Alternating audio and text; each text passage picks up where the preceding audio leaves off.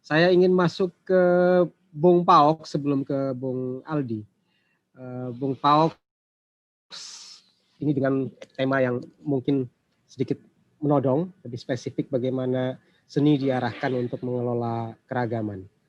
Bung Paok, silakan. Ya, terima kasih, Migdad. Saya senang forum ini karena bisa ketemu teman-teman lama di tengah situasi pandemi. Biasanya saya suka kelayapan ke sana kemari, ke Aceh, kemana. Ini sekarang harus di rumah saja dan di forum ini bisa bertemu banyak teman-teman. Baik, seni mengelola perdamaian. Wah, ini ya bicara seni, tentu seni itu tidak hanya dalam pengertian kesenian, seni rupa, seni musik, seni berpuisi, sastra gitu ya. Tapi banyak ragam seni kehidupan gitu.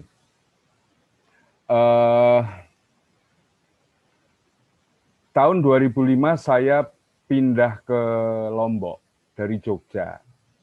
Jogja dengan suasana pluralisme yang sangat menarik karena di sana semua orang datang untuk sekolah, untuk belajar. Jadi Jogja itu menjelma menjadi sebuah laboratorium besar gitu ya, di mana orang kemudian memiliki sikap yang sama, menjaga kerukunan, menjaga persatuan, harmonisitas. Kalaupun ada konflik itu lebih ke arah dinamika seperti itu. Kemudian saya menyadari bahwa ini seperti ruang seolah-olah gitu ya, ruang yang dimana semua ada untuk diuji cobakan gitu. Nah, bagaimana dengan yang ada di seluruh Indonesia atau di tempat-tempat lain, karena Jogja ini seperti miniatur dari Indonesia itu sendiri. Nah, ketika datang ke Lombok, saya menemui fakta bahwa Lombok ini indeks pembangunan manusianya termasuk terendah di Indonesia. Artinya kalau kita bicara konflik itu juga sangat luar biasa, terutama konflik antar kampung. Kalau bicara toleransi juga kita tidak hanya bisa bilang bahwa toleransi itu hanya menyangkut kerukunan umat beragama, tetapi juga di sana ada suku, di sana juga ada toleransi, bagaimana kita menerima perbedaan-perbedaan terhadap orang lain, seperti itu. Dan situasinya mungkin hampir sama di seluruh Indonesia gitu ya.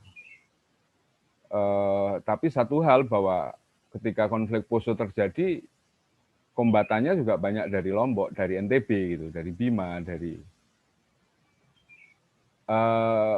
nah, saya mencoba fokus yang sebelumnya kita selalu berbicara tentang narasi-narasi besar ya, bagaimana membangun satu kerangka sikap, cara pandang, worldview yang mengajak orang untuk menghargai perbedaan, mengkampanyekan toleransi, tapi kemudian ada persoalan mendasar yang luput, seringkali luput kita dedah, kita selesaikan gitu. Sebagaimana orang selalu melihat bahwa kebudayaan itu sama dengan kesenian gitu. Bahwa kebudayaan itu juga bagaimana orang bercocok tanam, bagaimana orang mencari ikan, bagaimana orang ngojek dan segala macam gitu. Nah, kondisi di NTB terutama dengan indeks pembangunan manusia yang cukup rendah itu, masyarakat menjadi sangat terisolir dari rasa toleransi seperti itu. Selalu merasa was-was terancam, terutama oleh perkembangan pembangunan yang luar biasa gitu. Di satu sisi sumber daya manusianya sangat rendah. Sekarang ini misalnya NTB menjadi mega proyek pariwisata dunia. Jadi kalau kita sekarang ini masuk gelombang revolusi ekonomi keempat, pertama agraris, kedua industri manufacturing, ketiga IT, keempat itu industri kreatif atau pariwisata, Indonesia menempatkan wilayah Bali sampai NTT itu sebagai pusat pariwisatanya gitu kan, dan di tengah-tengahnya itu Lombok. So yang terjadi adalah masyarakat dengan pola pikir yang masih sangat kampung tiba-tiba harus kedatangan sekian banyak budaya, sekian banyak karakter, sekian banyak kepentingan yang masuk ke wilayah ini gitu. Nah, bagaimana merangkum semua ini menjadi satu yang asik, yang dinamik, orang tidak menjadi ketakutan karena ekspresi takut inilah yang seringkali memunculkan sikap-sikap intoleran kan seperti itu. Tetapi ancaman itu juga harus dilihat secara real bahwa terjadi land grabbing, terjadi peminggiran terhadap orang-orang yang tidak memiliki pendidikan sehingga dia tidak terserap ke lapangan kerja, kemudian pertumbuhan satu wilayah menjadi wilayah industri, masyarakat lokal terusir, tergusur, menjadi penonton di rumahnya sendiri, yang seperti itu memunculkan dinamika konflik yang luar biasa gitu kan. Dan ini sebenarnya ya kejadiannya tentu saja hampir terjadi di seluruh Indonesia. Ada yang problemnya tambang, ada yang problemnya sawit, ada yang problemnya macam-macam gitu. Dan kebetulan di kami adalah problemnya pariwisata gitu. Dan saya kira agama itu kemudian hanya menjadi satu apa ya, simbolik power dari sikap intoleran itu gitu kan. Orang menemukan ekspresinya yang terdalam itu pada agama sehingga seolah-olah ini menjadi solusi dari ketertekanan kan seperti itu. Apa ya?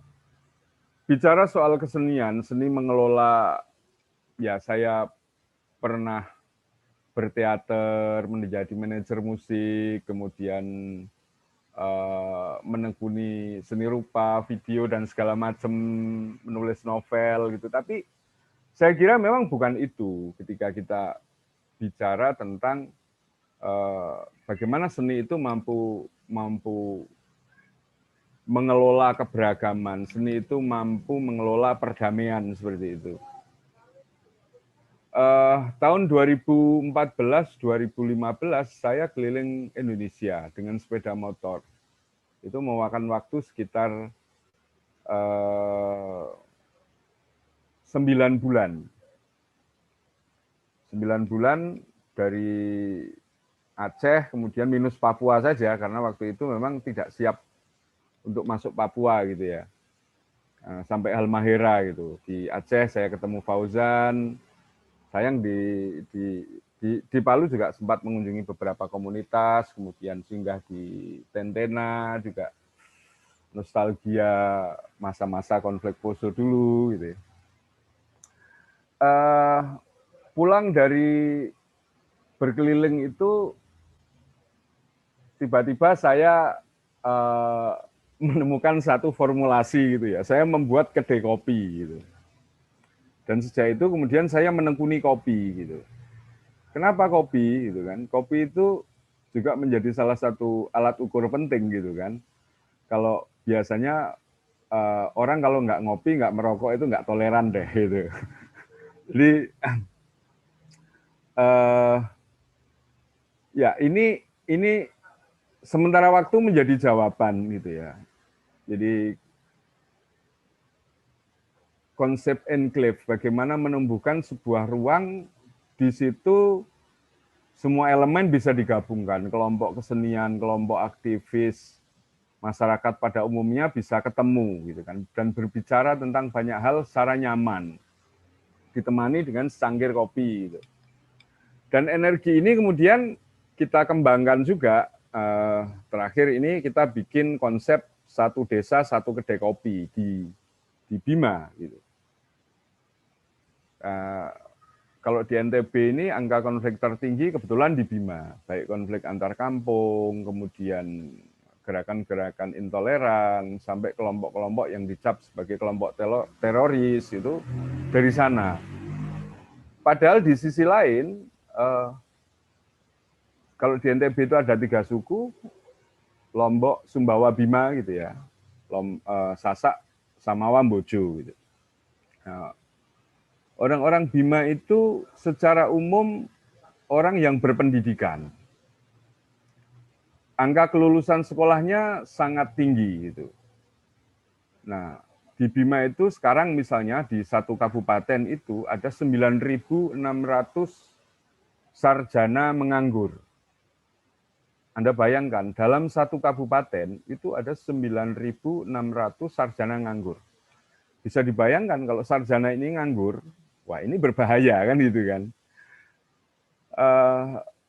Lantas apa solusinya? Tentu saja pekerjaan gitu kan. Sementara tidak ada pekerjaan ya maka akan mencari-cari persoalan gitu. Nah, satu hal yang coba saya bangun dengan teman-teman adalah menciptakan satu pola kemandirian, gitu. Kemandirian sosial, kemandirian ekonomi melalui warung kopi. Gitu. Jadi satu desa satu kedai kopi itu. Kalau sarjana itu kan disuruh, misalnya kalau jualan singkong atau ternak itik itu akan malu gitu, tapi karena kopi sekarang menjadi tren dunia, orang senang mengikuti berjualan kopi, dan di kedai kopi ini kemudian orang bisa bertemu, bisa berdiskusi banyak hal. Dari situ juga gagasan-gagasan kreatif muncul, dan saya percaya melalui kedai-kedai kopi yang tersebar ini, konflik menjadi terminimalisir. Satu bukti kemarin misalnya ketika pemilu kada itu ya aman-aman saja, karena orang kemudian berbicara politik secara nyaman di kedai-kedai kopi itu. Ini satu pengalaman yang coba saya tawarkan dalam forum ini, bahwa mungkin di tempat lain hal seperti ini tidak cocok, bisa jadi itu, tapi paling tidak apa yang kami lakukan di NTB, di Lombok, di Sumbawa, di Bima, bagaimana kita merajut toleransi, merajut perdamaian melalui hal-hal yang sederhana. Dari warung kopi, kemudian pentas-pentas kesenian muncul. Wacana-wacana tentang bagaimana memperbaiki lingkungan sekitar dari sisi ekonomi, dari sisi budaya, pengawasan terhadap pemerintah desa, dana desa, dan segala macam, itu bisa terakomodir justru di warung-warung kopi gitu. Jadi saya tidak akan bicara tentang konsep yang muluk-muluk, yang daki-daki. Saya setuju apa yang dikatakan Bang Saleh, bahwa toleransi, perdamaian itu tidak bisa dipaksakan dengan power, dengan force gitu ya. Meskipun kadang-kadang itu juga diperlukan, tetapi dalam kondisi konflik, dalam kondisi tekanan, perlu dibuat perimbangan, tetapi bahwa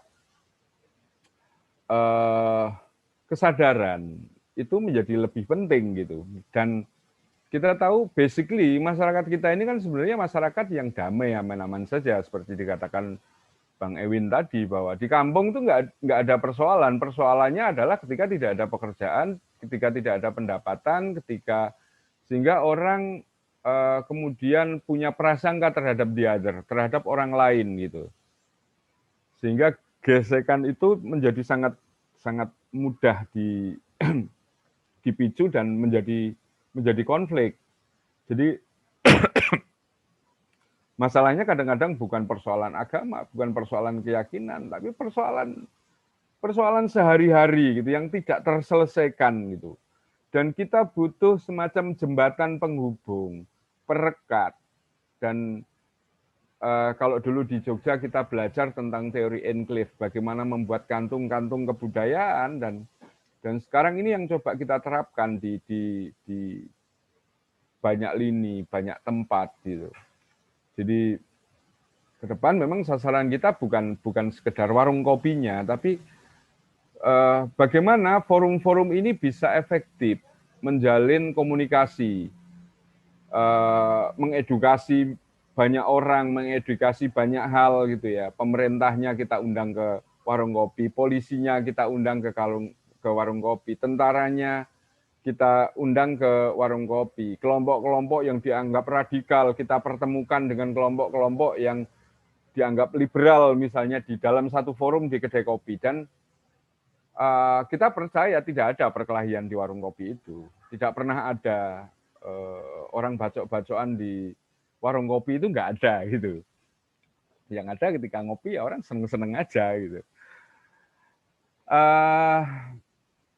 Ya itu satu pengalaman yang coba saya tawarkan, meskipun di satu sisi ini juga bukan sesuatu yang apa ya, karena dari sisi kebijakan, dari sisi politik, persoalan-persoalan atau tekanan-tekanan itu kan terus bermunculan ya. Dalam situasi sekarang misalnya ketika saya di Lombok gitu ya, dan Lombok ke depan menjadi mercusuar dunia untuk kepariwisataan, jelas kegelisahan itu sudah mulai sangat terlihat di masyarakat. Satu sisi masyarakat juga euforia, wah seneng dibuatkan sirkuit MotoGP, tapi di sisi lain juga mereka bertanya-tanya, nanti kita dapat apa dari situ? Jangan-jangan malah kita akan kehilangan banyak gitu kan, karena kencing aja harus bayar, kemudian parkir saja harus bayar di halaman rumah sendiri kan, seperti itu gitu. Nah, tetapi setidaknya kemudian kita membuat saluran-saluran gitu, membuat saluran-saluran sosial, kanal-kanal sosial di mana komunikasi itu dimungkinkan, apalagi di era media sosial seperti sekarang ini, di mana perjumpaan itu menjadi sesuatu yang sangat mahal gitu. Perjumpaan secara langsung. Ketika semua hal kemudian seolah-olah bisa diselesaikan secara virtual, secara digital gitu ya. Nah, ruang-ruang pertemuan itu menjadi oase baru, menjadi sesuatu yang penting untuk agar masing-masing orang itu bisa meletakkan hati di sana gitu. Saling terbuka, saling berbagi banyak hal. Saya kira ini saja yang bisa saya sampaikan, karena mungkin masih banyak teman-teman juga yang akan memberi paparan. Ya, terima kasih.